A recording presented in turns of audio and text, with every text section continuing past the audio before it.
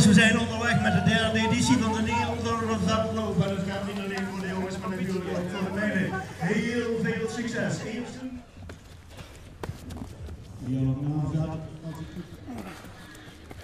Jorrit van der Raad van de vereniging STAP Brunsum. Hij wordt de Limburgs kampioen. Ja!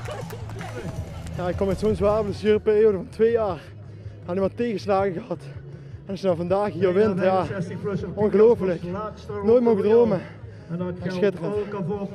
Wat dacht je vanochtend toen je hoorde dat ze er niet bij waren? Nu heb ik mijn kans. Ja, je weet van, als je nou een subfavoriet bent en ik wist van tevoren dat er nog een plaatsje op het podium vrij was. En je weet als die wegvalt, dat je er gewoon kanshebber bent. Ja, dat is ongelooflijk. Had je deze wedstrijd aangekruist als jouw favoriete wedstrijd voor dit seizoen? Of zit je in de opbouw naar iets? Ik wil eigenlijk het liefst over 2 weken in Sylvester lopen, Elslo, de 10 kilometer lopen, maar ik kreeg weer een terugslag met mijn scheenbeen. Dus ja, het was een beetje twijfelachtig, maar ik was gelukkig op tijd fit. Ja. En dan kon ik gelukkig nog meedoen en op mijn laatste moment nog even meegelopen. Ik heb heel weinig kilometers kunnen maken deze winter, dus ja, ik ben nog heel blij met dat ik hier mag lopen. En alles wat ik nou nog meeneem is ja, gewoon schitterend.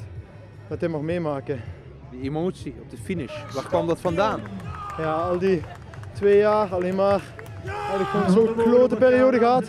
Iedere keer weer dacht ze dat ik weer fit was en dan krijg ik weer een terugslag.